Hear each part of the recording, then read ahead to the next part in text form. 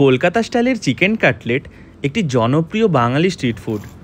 বাইরে থেকে এইরকম মুচমুচে ও ভেতরে সুস্বাদু মশলাদার এবং রসালো। এই ক্রিস্পি ফ্রায়েড চিকেন কাটলেটগুলি দুর্দান্ত একটি স্টার্টার, কারণ এগুলি কেবল সুস্বাদুই নয়, বরং আগে থেকে বানিয়ে এগুলিকে ফ্রিজে স্টোর করা যায়, যা আমাদের জীবনকে সহজ করে তোলে।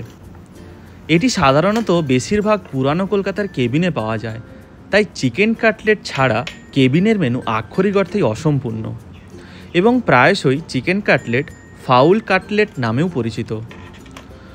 নমস্কার বন্ধুরা, সকলকে স্বাগত আমার চ্যানেলে। আজ আপনাদের জন্য রইল এই জনপ্রিয় চিকেন কাটলেটের রেসিপি। সবার প্রথমে চিকেনের পিসগুলোকে ধুয়ে পরিষ্কার করে নিন। আমি এখানে 150 গ্রামের মতো চিকেন নিয়েছি। অবশ্যই চিকেনগুলি বোনলেস নেবেন। যেহেতু কাটলেট চিকেনের কিমা দিয়ে তৈরি হয়, তাই মিক্সার গ্রাইন্ডারে এই পিসগুলোকে দিয়ে দেব। এতে চিকেনের কিমাটা খুব দারুণ হয়। এবার এর সাথে আমি দিয়ে দেব 7 থেকে 8 কোয়া রসুন ও 1 থেকে 1.5 ইঞ্চি আদা। আদাগুলি কুচি করে দেব, তাতে ভালো করে পেস্ট হয়। এবং এর সাথে দিয়ে দেব 2টি কাঁচা লঙ্কা, কিছুটা পুদিনা পাতা ও কিছুটা ধনে পাতা। এখানে ধনে পাতা ও পুদিনা পাতা কাটলেটের মধ্যে দারুণ স্বাদ এনে দেয়। সব কিছু ভালো করে পেস্ট বানিয়ে নিন।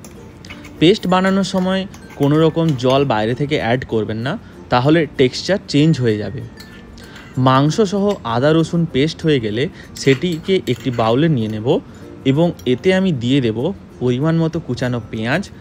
এখানে আমি একটি মাঝারি মাপের পেঁয়াজ নিয়েছি এবং 2 টেবিল স্পুন কুচনো ধনে পাতা। দিয়ে দেব পরিমাণ মতো লবণ ও লাল লঙ্কার গুঁড়ো এবং 1/2 টেবিল চামচ গোলমরিচ ও 1/2 টেবিল চামচ গরম মশলা গুঁড়ো। সবশেষে এর মধ্যে দিয়ে দেব 1/4 কাপের মতো ব্রেড ক্রাম। ব্রেড ক্রামের পরিমাণ কম বেশি নির্ভর করে মাংসের টেক্সচারের ওপর।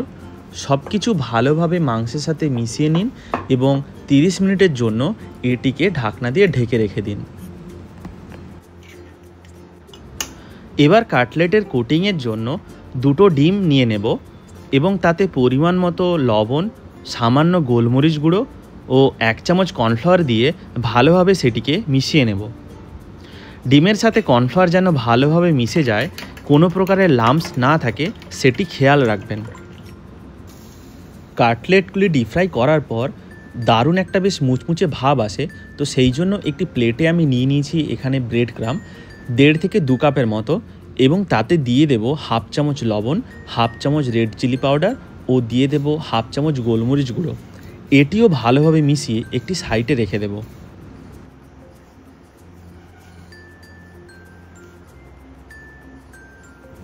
এবার চিকেন কাটলেটগুলি শেপ দেওয়ার পালা। তো তার জন্য হাতে আগে থেকে সামান্য তেল মাখিয়ে নেব, তাহলে মাংস হাতে লেগে যাবে না ও কাটলেটগুলির শেপ খুব সুন্দর দেওয়া যায়।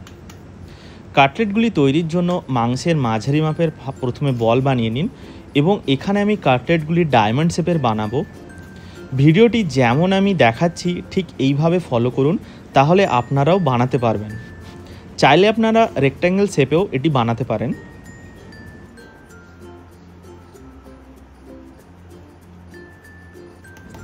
কাটলেটগুলির মধ্যে কোনো রকম যেন ক্র্যাক না থাকে এবং একটি বড় ছুরির সাহায্যে ধারগুলি ঠিক সমান করে নিন, তাতে দেখতেও খুব সুন্দর লাগে এবং শেপটাও দারুণ হয়।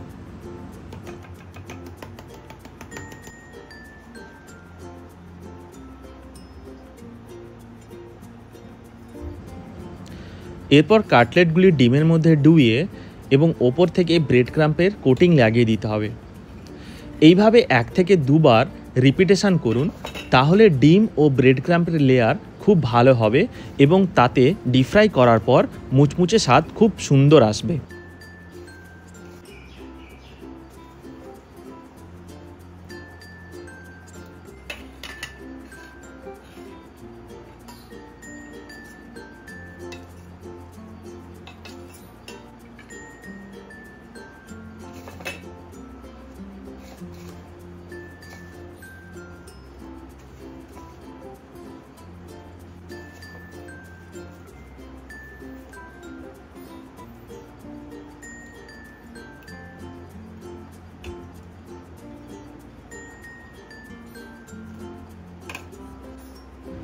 এইভাবে একে একে চিকেন কাটলেটগুলি বানিয়ে ফেলুন। এগুলি চাইলে আপনারা বেশ কিছুদিন ফ্রিজে স্টোর করে রাখতে পারেন, সেক্ষেত্রে এয়ারটাইট কন্টেনারে রাখবেন। কাটলেটগুলি সব বানানো হয়ে গেলে এবার এগুলিকে ডিপ ফ্রাই করুন।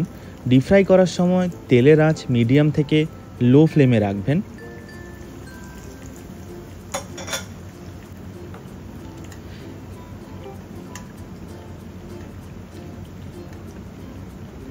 এবং প্রতিটা সাইড 4 থেকে 5 মিনিট ডিপ ফ্রাই করুন। হালকা গোল্ডেন ব্রাউন কালার এসে গেলে উল্টে দিন এবং অপর দিকটাও ভালো করে ফ্রাই করে নিন। ভালো করে ফ্রাই হয়ে গেলে কাটলেটগুলি তুলে নিন এবং এক্সট্রা অয়েল থাকলে টিস্যু দিয়ে সেগুলি সোক করে নিন।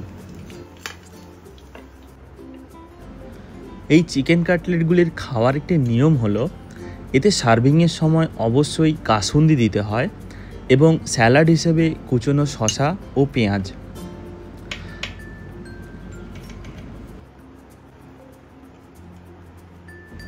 আপনাদের পছন্দ মতো চিকেন কাটলেট বানান আর বাড়ির সবার সাথে এটি উপভোগ করুন। ভিডিওটি ভালো লাগলে একটি লাইক ও কমেন্ট করতে ভুলবেন না এবং আপনাদের একটি লাইক ও কমেন্ট আমাকে নতুন নতুন ভিডিও বানাতে অনেক উৎসাহ দেবে। আমার চ্যানেলে নতুন হয়ে থাকলে সাবস্ক্রাইব করার অনুরোধটাও রইল। ভিডিওটি পুরোটা দেখার জন্য সবাইকে অনেক ধন্যবাদ। ভালো থাকবেন সবাই।